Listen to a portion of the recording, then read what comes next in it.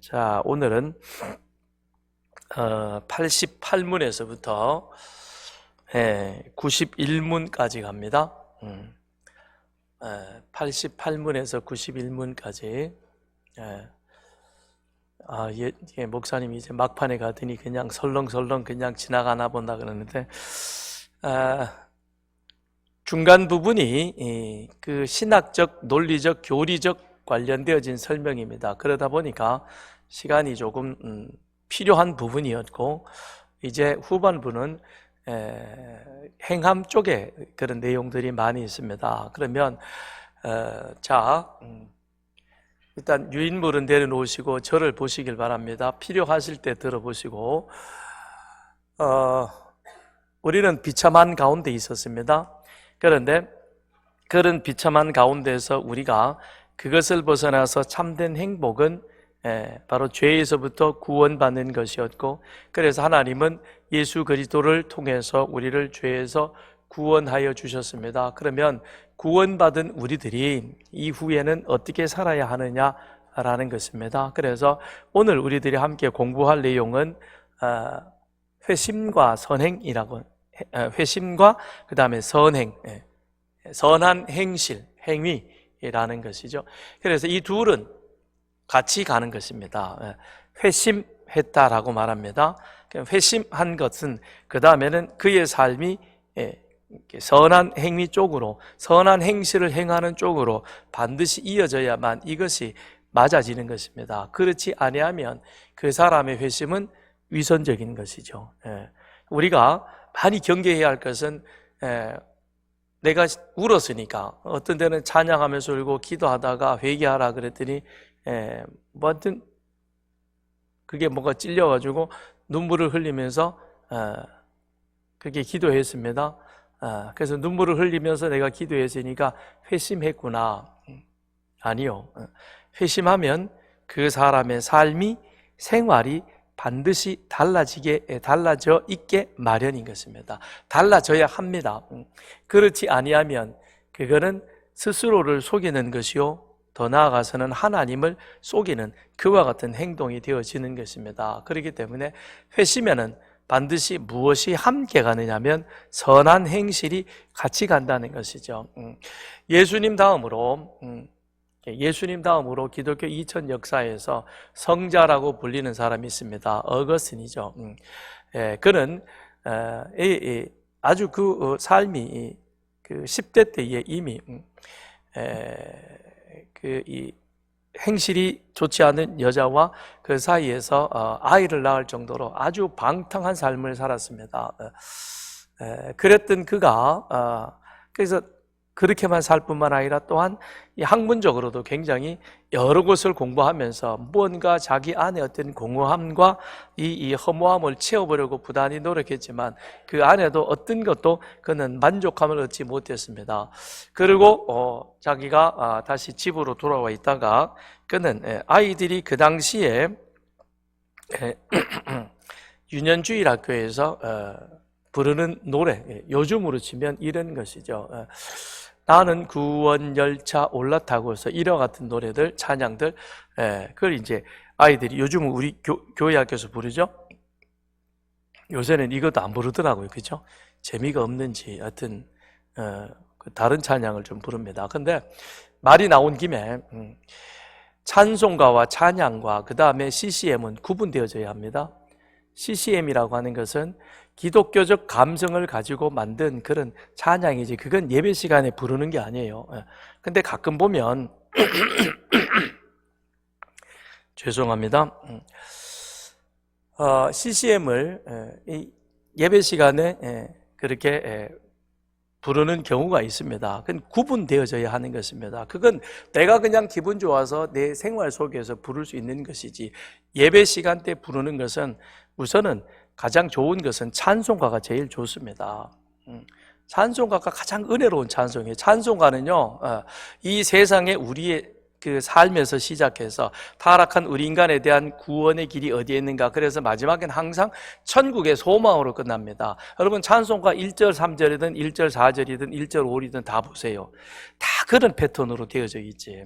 그래서 찬송가는 그건 그 안에 이미 귀한 메시지가 다 담겨져 있습니다. 그리고 그 다음에 성경 구절 가운데에서 은혜가 되어지는 그런 말씀들을 가지고 그 다음에는 복음성가라 그래가지고 그거를 또 우리가 부르는 경우가 있죠.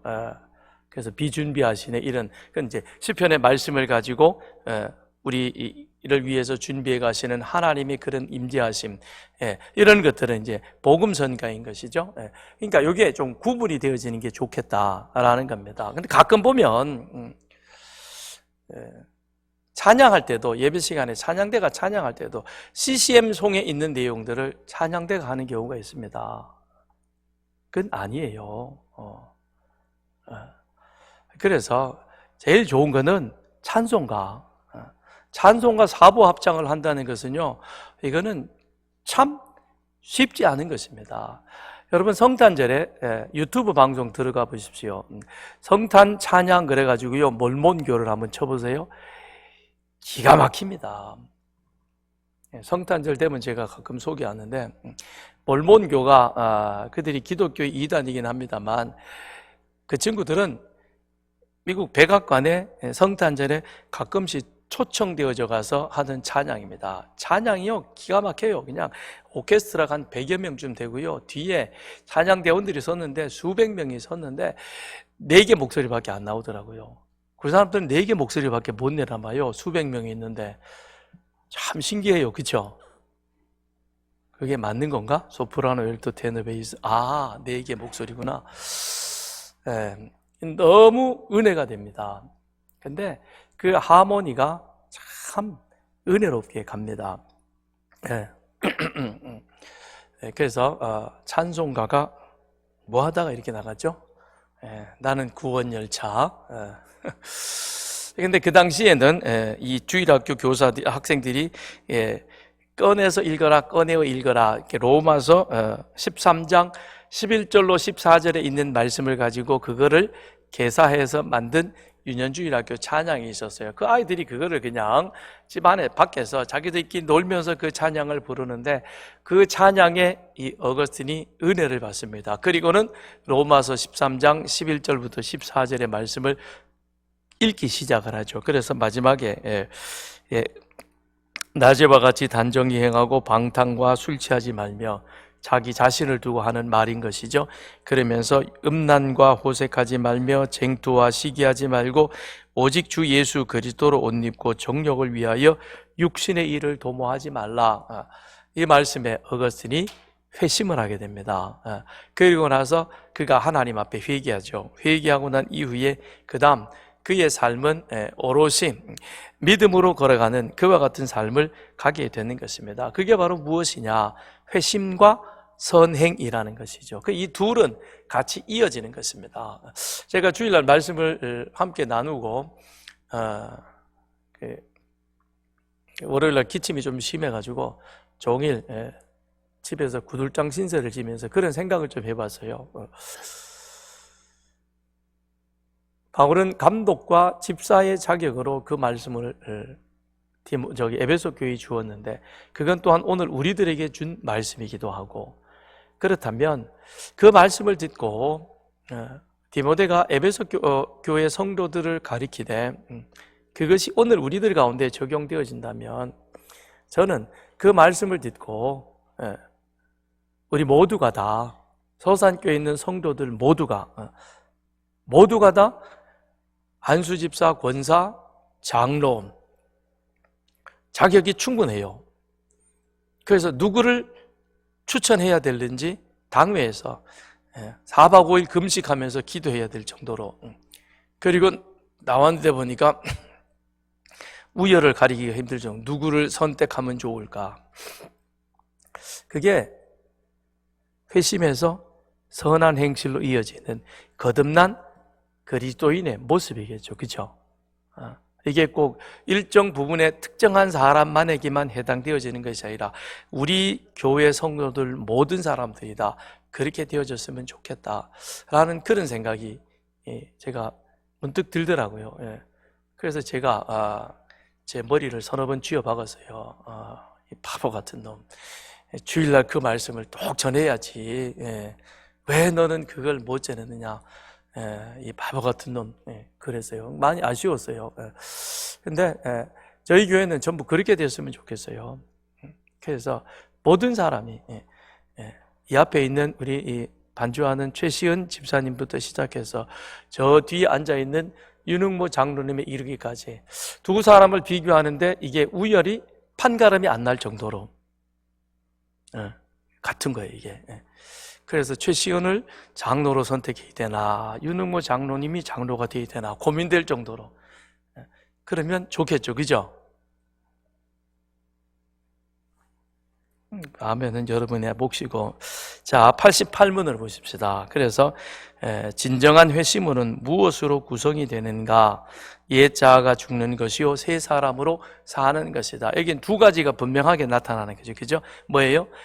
죄에 속했던, 과거 육신에 속했던 그 사람은 죽어야 되는 것이고 죽어야 다시 사는 겁니다. 죽지 아니하면 절대 살지 못하는 것입니다. 그래서 반드시 이거는 구분이 확실하게 나타나는 겁니다. 죽어야 됩니다. 그리고 말씀 안에서 새로운 삶으로 살아나는 것이죠. 그런데 그렇게 되어져야 하는 것이죠. 그런데 왜 이와 같은 회심이 우리에게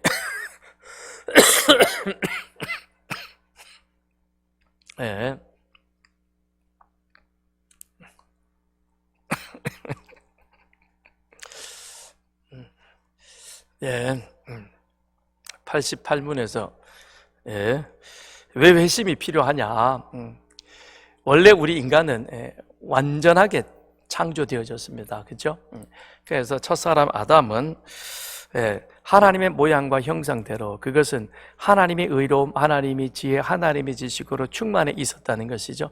그래서 아담이 하나님이 창조하신 들짐승들과 공중의 새를 아담 앞으로 데려오면서 아담이 뭐라고 이름 짓나라는 것을 보았습니다. 그랬더니 아담이 그것을 부르죠, 그죠?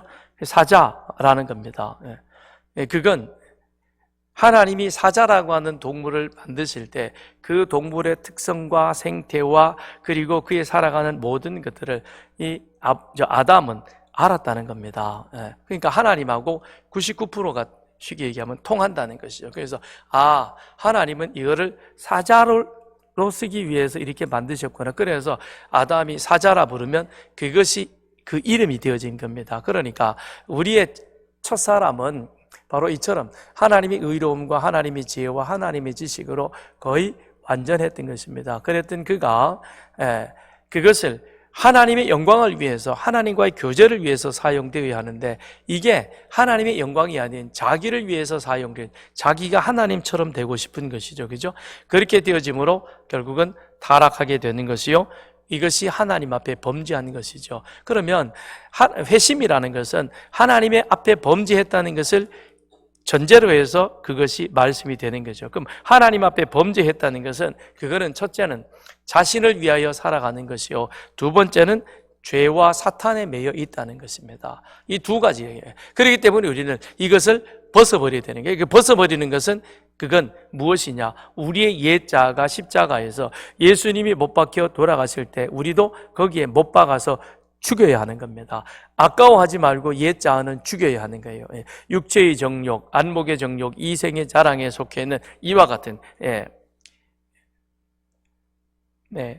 하와가 그 열매를 보니 먹음직스럽고 그 다음에 보암직하고 지혜롭게 할 만큼 탐스러운 것, 이 세 가지죠. 이 세 가지 것을 어디에다가 박아야 되느냐? 십자가에 못 박아야 되는 겁니다. 그래서 완전히 그것이 죽어야 되는 겁니다. 죽어버리면 끝나는 것이죠. 안 되는 거예요. 그래서 예수 그리스도가 부활하실 때 우리 또한 그 안에서 새로운 사람으로 거듭 살아나야 하는 겁니다. 그래서 옛 사람은 죽고, 그래서 88문을 보세요. 진정한 회심은 무엇으로 구성이 되느냐? 옛자가 죽는 것, 새 사람으로 사는 것이다 라는 것입니다. 그래서 자신의 우상적, 자기 중심적인 삶에서 죽는다는 것은 완전히 돌아서는 것입니다. 이것이 회개인 것이죠. 그래서 회개라고 하는 것은 내가 가던 잘못된 길에서, 즉 자기 만족과 자기 중심의 삶을 살던 그 길에서 돌아서는 것입니다. 이것이 회개인 것이죠. 그 다음에 그 회개는 방향을 어디로 잡아야 되느냐? 하나님에게로 잡아야 되는 것이죠. 그래서 하나님에게로 잡되, 그 다음엔 하나님께서 예수 그리스도를 죽음에서 다시 살려 그리하여 우리들에게 영원한 생명을 주셨다. 그러므로 예수 그리스도만이 우리에게 있어서 유일한 구원자 되신다라고 하는 그 믿음에 대한 확신이 우리 안에 있는 겁니다. 그래서 예수 그리스도를 믿는 믿음의 자리로 돌아오는 것이죠. 그러니까 만일 자기가 한 그 잘못된 길에서 돌아선다든지 아니면 그것을 뉘우치는 것은, 그것은 진정한 회심이 아닌 것이죠. 아이고 내가 그렇게 살았네, 이건 아닌데, 그냥 자기 반성, 자기 성찰에 끝나는 겁니다. 그런데 기독교에서 말하는 회심이라는 것은 자기 성찰로 끝나는 것이 아니라 거기에서 하나님께로 방향을 돌이키고 옳은 방향을 돌이키고 그 다음에 옳은 방향으로 돌이키되, 하나님이 말씀하신, 하나님이 우리에게 예수 그리스도, 자기의 죄를, 자기의 비참함을 아는 그 사람에게 베풀어 놓으신 유일한 은혜의 방편이 무엇이냐면 예수 그리스도, 예수가 그리스도, 예수가 유일한 우리의 구원자 되신, 예수가 참된 생명이다라고 하는 이 사실을 내가 믿음으로 내 안에 받아들이는 겁니다. 그래서 회심은 회개와 믿음이라고 하는 이 두 가지가 같이 그 안에서 작용하는 것이죠. 그럼 자, 오늘 1절부터 4절 한번 보십시오. 예수께서 여리고로 들어가 지나가시더라. 삭개오라 이름하는 자가 있으니 세리장이요 또한 부자라. 그가 예수께서 어떠한 사람인가 하여 보고자 하되 키가 작고 사람이 많아 할 수 없어 앞으로 달려가 보기 위하여 돌 무화과 나무에 올라가니 이는 예수께서 그리로 지나가시게 되미러라. 여기 지금 주인공이 한 사람이 나오죠. 그가 누구예요? 삭개오입니다. 삭개오는 어떤 사람이죠? 그의 직업은 세리장입니다. 그 다음에 그의 지금의 형편은 어떠죠? 부자예요. 그리고 신체적 상황은 키가 작아요. 그냥 아마 상당히 작았던 것 같아요. 이게 이제 신체적으로 작다는 모습도 있겠지만 한편으로 보면 이게 이제 좀 다른 해석인데, 그는 세일이라고 하는 그 직업 자체가 당시 로마 제국의 그 지배하에 있던 유대인들에게 있어서는 굉장히 혐오하는 직업 중에 하나. 잘 아시죠? 그죠? 민족을 팔아먹는다. 민족의 이 뭡니까? 재물을 착취를 해가지고 제국에다 갖다 바치고 그것으로 자기가 치부한다. 그래서 아주 직업 중에는 모든 사람이 피하고 싶은 바로 그런 직업을 이 삭개오는 가지고 있었던 것입니다. 그래서 아마도 사람들로부터 왕따 당하고 사람들로부터 사람 취급받지 못했던 그런 모습으로 키가 작았다라고 표현하고 있지 않는가. 그러니까 사람들이 쭉 모여서 있습니다. 근데 삭개오가 가면 일부러 막아서는 거죠. 그죠? 들어가지 못하도록 틈을 주지 않고 이 공동체 안에서 그를 스스로 떠밀어내는 겁니다. 그러니 어떻게 하겠어요? 예수님은 봐야 되겠고, 그래서 스스로 어쩔 수 없이 나무 위로 올라가는 그런 선택을 할 수밖에 없는 참 외로운 사람이었다라는 것입니다. 근데 이 삭개오가 예수에 대한 소문을 들었습니다. 소문을 들었는데 3절에 보면 어떠한 사람인가라는 것이죠. 이미 들어서 잘 알고 있는 것이죠. 죽은 사람도 살리고 병자도 고치고, 그 다음에 그의 가르침은 어느 선지자 못지않게 권위가 있고, 그래서 만일 내가 저 사람을 한번 만나본다면, 만날 수만 있다면, 그렇다면 내가 지금 처해 있는 이 상황, 삭개오는 부자이긴 합니다만, 그러나 자기 동족 그 다음에 주변 사람들로부터 전부 따돌림을 당하여 철저하게 고립되어지고 외톨이가 되어지고 심적으로 큰 부담감, 압박감을 가지며 살아가고 있는 그 상황 속에서 그 어디에도 마음 둘 곳이 없는 것이죠. 누구를 만나서 마음을 터놓겠습니까? 다 자기를 피해가는 것이고, 심지어는 애들조차도 아마 어쩌면 손가락질하며 욕하지 않았을까. 그러니 이 삭개오 입장에서 볼 때는 너무너무 힘들고 어려웠을 것입니다. 그러니 그는 지금이라도 한번 내가 예수님을 만나면 나의 이런 상황 속에서 내가 한번 예수님께 말할 수는 있지 않겠느냐? 그러면 그 예수님이 나에 대해서 이런 어떤 좋은 조언도 주시지 않겠느냐라는 것입니다. 그런 면에 있어서 삭개오는 예수님을 만나고 싶었던 것이죠. 근데 5절에 보니까 이게 이제 무엇이겠습니까? 삭개오의 자신의 지금 상황에 대한 설명인 것이죠. 그건 동시에 지금 회심으로 본다면 그의 삶 속에서 지금 회개하고자 하는 그런 어떤 역사가 일어나고 있는 것이죠. 이게 옳은 길이냐? 이게 바르게 사는 삶이냐? 이렇게 사는 것이 과연 인생에 있어서 나에게 의미가 있겠느냐? 처음에는 못 모르고 그냥 달려갔는데 조금 이제 나이가 들어서 40 후반 50이 되어가지고 자기 얼굴에 책임을 지면서 자기의 삶을 슬쩍슬쩍 되돌아보니까 이건 사람이 사는 삶이 아닌 것이죠. 그렇죠? 그것도 우리랑 비슷하잖아요. 40, 50대쯤 되면 사람이 자기 삶을 슬그머니 뒤돌아보게 됩니다. 어때요?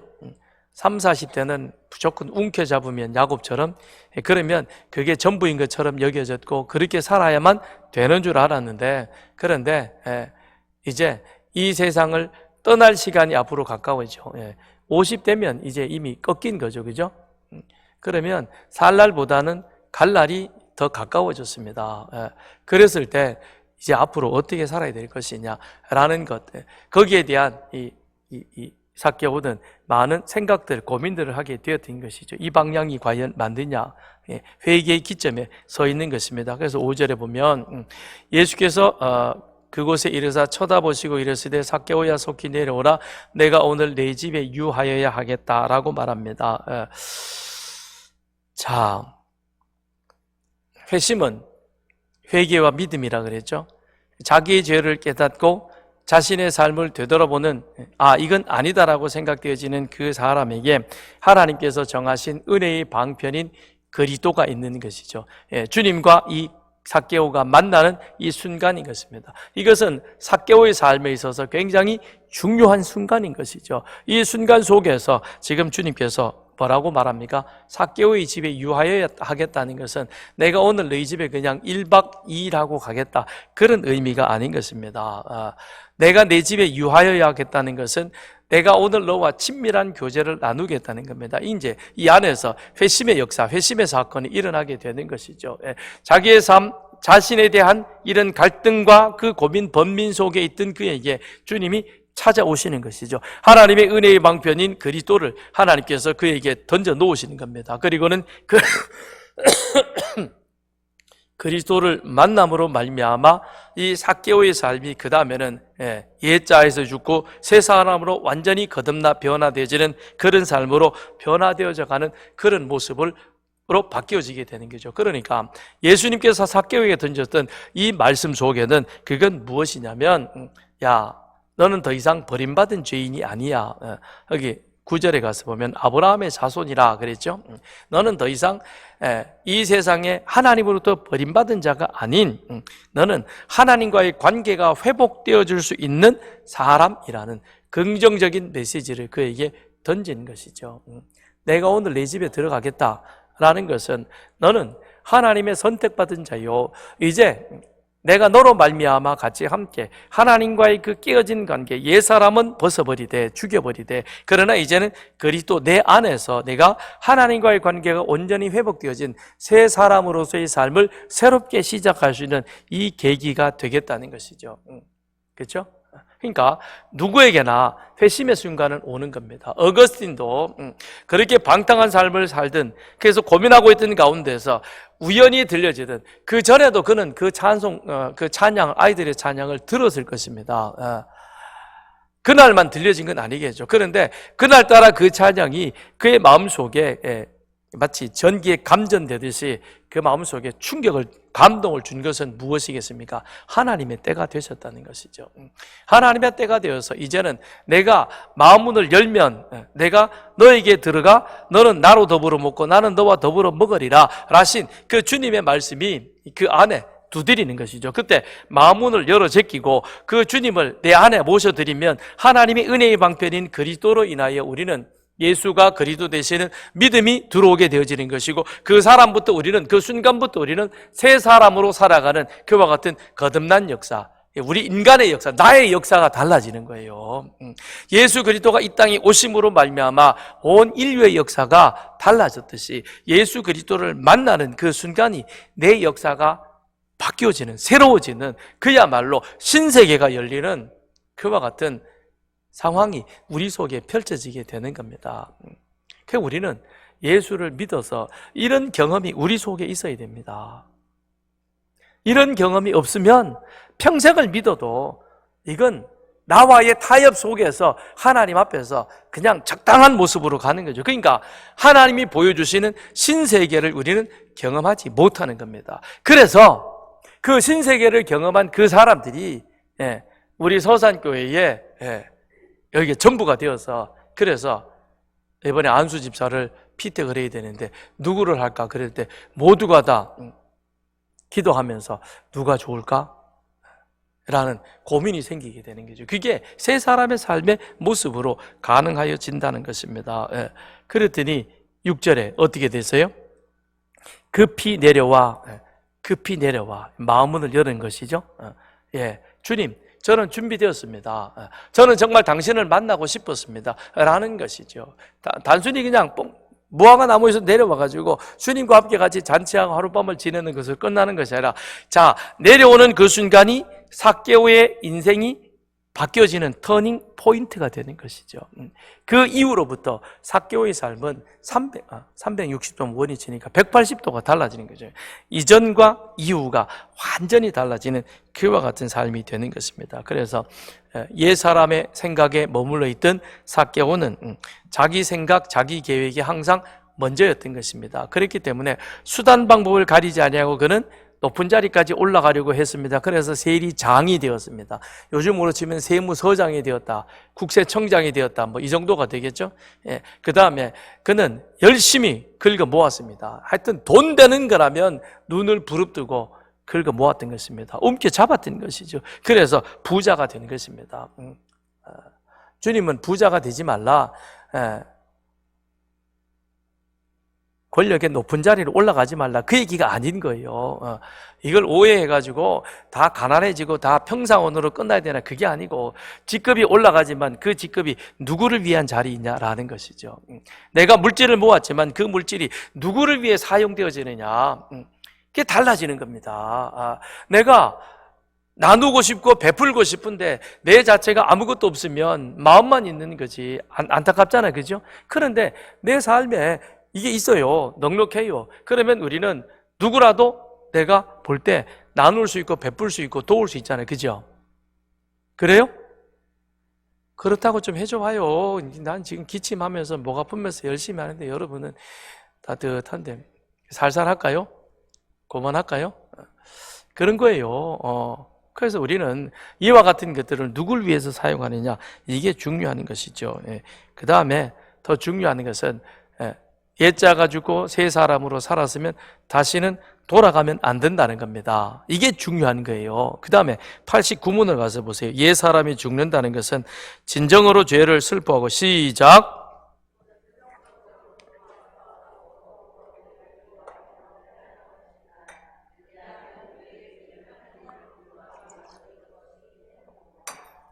자, 거기 보니까 죄를 슬퍼하고 죄를 미워하라 그랬습니다. 왜 그러느냐? 결론적으로 마지막 최후 심판 때 하나님 앞에 심판이 두려워서? 아니요, 하나님이 죄 자체를 미워하시기 때문에. 하나님은 거룩하십니다. 하나님은 빛이십니다. 그래서 하나님은 이 불의와 그 다음에 어둠이 가까이 하지 못합니다. 그러니까 하나님이 가면 죄는 자연스럽게 물러나는 것이고, 하나님의 빛이 비치면 어둠은 자연스럽게 거치어지는 것입니다. 그러니까 우리 안에 내가 옛사람이 죽고 예수 그리스도로 말미암아 새 사람으로 거듭났으면 그 다음부터는 나는 이제 어떤 사람이 되느냐, 하나님이 원하시는, 하나님이 기뻐하시는 그 삶을 사는 것이죠. 그러기 위해서는 우리는 어떻게 해야 되느냐, 끊임없이 이 죄는 잡초와도 같은 거예요. 그래서 잘라도 또 나오고 잘라도 또 나오고, 비가 내리면 더 빨리 자라고, 이걸 끊임없이 우리는 뽑아내고 정리하고 그 다음에 깎아내야만 되는 겁니다. 그래서 죄는 계속해서 살아나는 것, 그런 특성이 있는 것입니다. 한 번 내쫓았다라고 해서 그것이 그냥 사라지는 것이 아니라, 예수님의 비유 가운데서도 그 얘기 나오잖아요. 그죠? 귀신을 쫓아냈어요. 그랬더니 그 사람이 쫓아나가가지고 어디 가야 될까 여기저기 돌아다니다가 있을 곳이 마땅치 않아서 다시 옛집으로 들어와 보니까 이 사람의 집이 깨끗하게 청소되고 비어 있더라. 그러니까 거기에 이전보다 더 센 귀신들을 데리고 들어와가지고 자리를 차지하죠. 그죠? 그렇기 때문에 이걸 몰아내야 되고, 몰아내고 그 다음에 이걸 깨끗하게 정리했으면 이 안에는 예수 그리스도에 대한 믿음과 성령으로 채워가야만 한다라는 것입니다. 근데 우리는 옛사람은 분명히 내가 회심하는 그 순간에 죽었습니다. 그리고 새 사람으로 살아났습니다. 근데 이 두 자아가 내 안에서 그때부터는 끊임없이 갈등하는 거예요. 그러니까 예수 믿기 전에는 술 먹고 담배 피고 내가 어디 가서 무엇을 하고 무슨 짓을 하더라도 이게 그냥 자기 기준에, 윤리 도덕의 기준에 비추어서 이 정도는 그냥 누구도 웬만한 사람도 하는 건데 나도 그거 했는데 뭐 그래 그러고는 지나칠 수 있어요. 세상에서 우리는 그런 걸 보죠. 그죠? 그러나 예수 믿는 우리는 그게 아닌 겁니다. 내 기준이 아니라 하나님의 율법의 기준이 내 자신을 맞추는 거죠. 왜냐하면 하나님은 죄를 미워하고 죄를 하나님은 싫어하고 죄는 반드시 벌하셔야 된다면 이 사실이 이제는 하나님의 법이 내 삶의 기준이 되는 겁니다. 그러니까 과거에 내 기준으로서 내가 생각했던 윤리 도덕의 기준에서 크게 벗어나지 않으면 적당히 뒷담화하고 적당히 뒷돈 챙기고 적당히 이렇게 남 시기 질투 모함하고 그런 것도 그냥 크게 드러나지 않고 문제가 되지 않으면 그냥 뭐 이렇게 그냥 살았던 우리. 그런데 지금에 와서는 그게 아니라는 겁니다. 그런 삶하고는 완전히 밀어내야 되는 게. 그런데 과거에 그렇게 내가 재밌게 잘 살았어요? 그러다가 지금은 안 하려고 그러니까 이 안에서 어떤 일이 생겨요?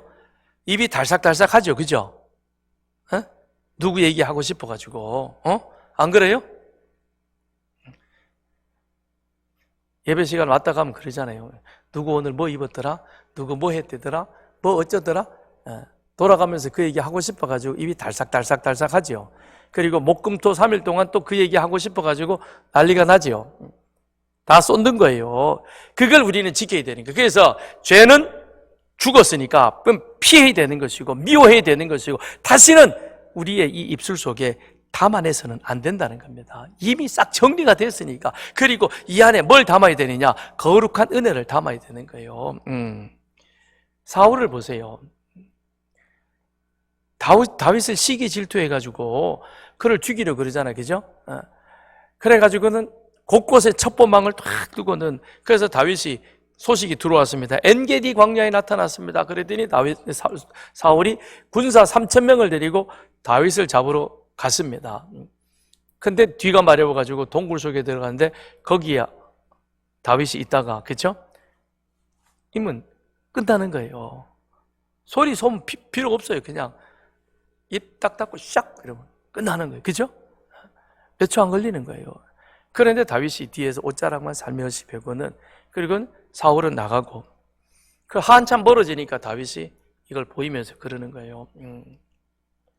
내가 당신한테 뭔 잘못을 했길래 나를 그렇게 쫓아다닙니까? 그랬더니 사울이 뭐라 그래요? 넌 나보다 더 선하다. 너는 나를 선대하지만 나는 너를 학대하였다. 그럽니다. 그러면서 내가 다시는 안 쫓을게 그래요. 그리고 안 쫓았나요? 아니에요. 그 다음에 또 군사 3천을 데리고 다윗이 하길라 골짜기에 나타났다는 얘기를 듣고는 급히 또 군사를 데리고 또 갑니다. 그게 인간이라는 겁니다. 사울이 어떤 사람이었어요? 참 괜찮은 사람이었어요. 왕이 되기 이전에 사울은 진짜 괜찮은 사람이었잖아요. 근데 왕이 되고 나서 2년 만에 확 바뀌었죠. 그러고 나서는 끊임없이 지금 자기가 거느리고 있는 휘하 군사 3,000명이 보는 앞에서 왕이 자기 과거의 신하였던 다윗에게 약속합니다. 나 절대 너를 다시는 안 쫓을게. 너는 나보다 더 선한 사람이야. 야, 이 말을 하고는 그 다음에는 다시 다윗 잡으러 가자 그러고 따라와 그랬을 때 보통 얼굴이겠어요? 이게 우리 안에 갈등하는 겁니다. 그래서 우리가 거듭났으면 죄는 반드시 미워해야 하는 것입니다. 왜냐? 하나님이 싫어한다는 거예요. 그런데 이 안에 사울이 뭐가 가득히 잡혀 있느냐? 악한 영이 그를 사로잡고 있으니까 그가 하나님의 법을 깨닫지를 못하는 거죠. 율법은 우리로 하여금 죄를 깨닫게 하는 겁니다. 율법은 우리로 하여금 하나님이 원하시는 것이 무엇인가라고 하는 것을 우리로 하여금 알고, 비록 내가 실패하지만 그것을 행하려고 하는 의지가 우리 속에 있는 겁니다. 이게 믿음이요, 하나님을 아는 것입니다. 그런데 사울은 이것조차도 사라져버렸다는 겁니다. 그렇기 때문에 다시금 개가 토한 것을 먹듯이 악을 또다시 범하는 그런 일이 일어나는 거죠. 그런데 이건 우리에게도 해당되어지는 얘기라는 겁니다. 내가 다시는 아무 말도 안 하리라. 그리고는 입을 잠그지만 며칠 지나고 나면 또 그 일을 반복하고, 그래서 어떻게 해요? 참회의 기도를 드리면서 아이고 하나님 또 그랬네요. 그러니까 우리는 같은 죄를 범하여 그러니까 동일한 죄를 반복해서 범하는 거예요. 사기꾼은 사기 전과가 늘어나고 죄는 폭행 전과가 늘어나고 그런 거예요. 그게 우리 안에서 반복되는 것을 우리는 막아야만 한다라는 것입니다. 그러기 위해서는 어떻게 해야 되느냐? 죄를 미워해야 되는 거예요. 어느 정도로 미워해야 되느냐? 느헤미야가 성벽 재건을 잘 마무리했습니다. 그리고는 아닥사스다 왕과의 약속을 지키기 위해서 다시 본국으로 돌아가죠. 그리고 다시 돌아옵니다. 유대 땅으로, 예루살렘으로.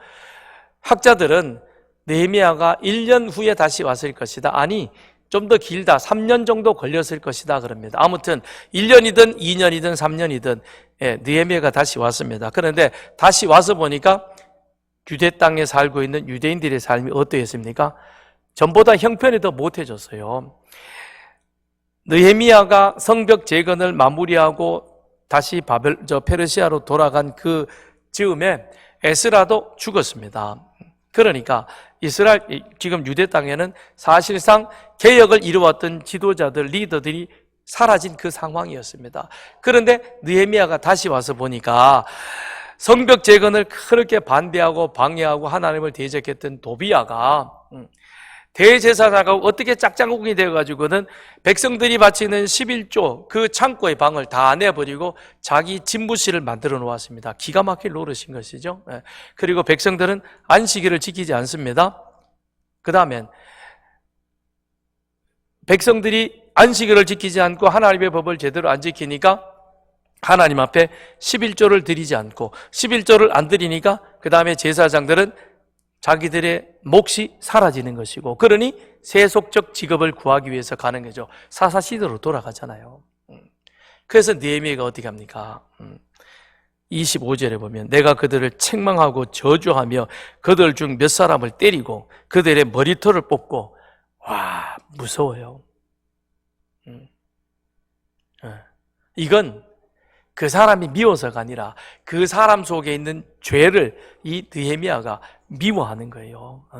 우리에게는 이 죄를 이렇게 미워할 마음이 있어야 되는 겁니다. 그래야 우리가 다시 범죄하지 아니하는, 개가 토한 것을 먹는 그와 같은 일을 반복하지 아니하고 새 사람으로 계속해서 성장하기 위해서 나아가게 되는 겁니다. 느헤미야가 책망하고 저주하며 때리고 머리털을 뽑고, 우리 안에 있는 이 죄를 우리는 이런 모습으로 뽑아내어야 하는 겁니다. 이걸 완전히 뽑아내야, 그래야 거듭난 자로 새로운 사람으로 우리는 계속해서 성장하며 나갈 수 있는 것이죠. 그래서 구신문, 새 사람으로 산다는 것은 무엇이냐? 답을 읽습니다. 시작.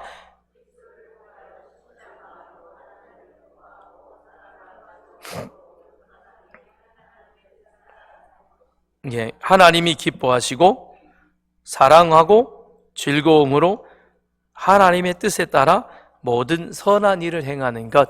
이게 뭡니까? 새 사람의 살아가는 삶의 모습이다라는 것이죠. 그러니까 우리가 그리스도의 품성을 지금 훈련하고 있죠.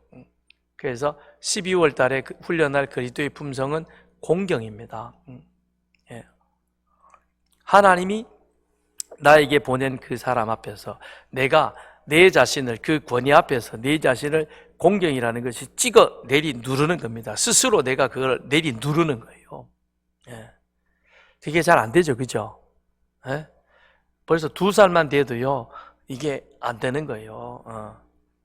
예수만 목사님한테 인사해야지, 지금은. 안녕하세요, 이러고는 안 해요. 그러면 엄마는 어떻게 해요? 목사님한테 인사해야지. 그리고 머리를 찍어 누르는 거예요. 예. 웃지 마요. 여러분들이 그렇다니까. 하나님 앞에서 우리가 이렇게 고개를 쳐드는 거예요, 자꾸. 그거를 우리가 성령이 우리의 머리를 찍어 눌러야 되는 거예요. 내가 그 앞에서 굴복해야만 되는 거예요. 그래야 참된 공경이 세워지는 겁니다. 그래서 새 사람으로 산다는 것은 무엇이냐? 성령의 말씀, 하나님의 말씀 앞에서 나를 찍어 누르듯 그 앞에서 내리고, 그 다음에 하나님이 기뻐하시고 하나님이 원하시는 그 일들을 내가 하되 어떤 마음으로? 사랑과 기쁨으로 구제한다, 독거노인을 위해서 반찬 봉사를 한다. 이번엔 누구 당번이니까 누가 나와라, 이게 아니고 하나님이 기뻐하시는 일이지 내가 사랑하는 마음으로 누구를? 하나님 사랑하고 하나님 사랑이 내가 섬기는 그 이웃에게 그것이 전달되어지는 모습으로 가는 겁니다. 이게 새 사람이 사는 방법인 겁니다. 새 사람이라고 해서 뭐 특별한 게 있습니까? 보아스가 반모퉁이 일부를 그 안에 있는 이삭을 룻에게 나눠주듯이 똑같은 거예요. 그건 내 권리를, 내가 가지고 있는 마땅한 이 권위를 하나님 앞에서 내려놓고 하나님의 뜻에 내 뜻을 순종시켜서 그 뜻을 이루어가는 것이죠. 그래서 8절에 가서 보십시오.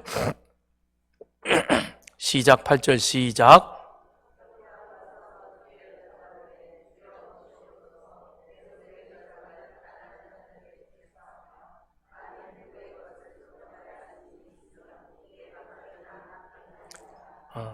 예수님이 하라 그래서 하는 거죠, 그죠? 예수님이 야 삭개오야, 내가 네 집에 들어가는 대신에 네가 이렇게 했으면 좋겠다. 그래서 삭개오가 예 그랬죠? 이거 성경을 왜 그래요? 안 그러죠, 그죠? 삭개오가 스스로 내 집에 유하여야 되겠다. 그랬더니 삭개오가 뭐라고 얘기를 합니까? 내 소유의 절반을 가난한 자들에게 주겠으며, 이 얘기는 뭐죠? 물질에 대한 집착을 내려놓는 것이죠. 삭개오는 부자입니다. 부자가 되기 위해서 얼마나 물질에 대한 애착과 집착이 강했습니까? 삭개오와 물질은 하나인 거예요. 떨어질래야 떨어질 수 없는 몸이다. 그런데 그거를 떼어내는 거예요. 왜요?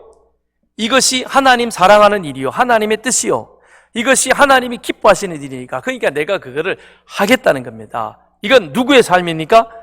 새 사람의 삶의 모습인 것입니다. 그렇게 하는 거죠. 그러면서 누구의 것을 속에 빼앗은 일이 있으면 네 갑절이나 갚겠다고 말합니다. 율법은 20%를 말합니다. 배를 주는 거죠. 근데 삭개오는 4배를 말합니다. 율법을 몰라가지고 그냥 주님이 오시다니까 순간 기분이 확 업되어가지고 아이고 주겠습니다 이랬겠어요? 아니요. 삭개오란 이름 자체가 의롭다라는 뜻입니다.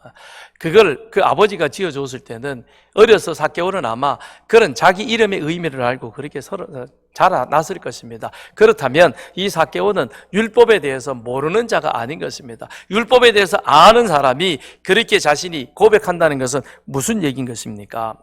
불의를 미워하는, 그래서 나는 이제는 새로운 삶, 정말 하나님이 기뻐하시는 그 삶을 살아갈 의지를 내가 보이겠다는 겁니다. 그러니까 율법적으로 율법을 지키는 것으로 나는 만족하는 것이 아니라 그걸 훨씬 뛰어넘어가지고 내가 그렇게 함으로 인하여 앞으로는 다시는 그와 같은 삶을 내가 반복하지 않겠다는 자기 의지, 자기 결심, 그걸 삭개오는 보여주고 있는 것이죠. 그래서 가난한 자들을 위해서 재물을 나누어 주겠다는 것입니다. 그래서 이런 열망은 어디서부터 오느냐? 91분 시작. 다시 시작. 진정한 믿음에서 나오는 것이며 그것은 하나님의 율법에 따라 그의 영광을 위해 행하는 것입니다.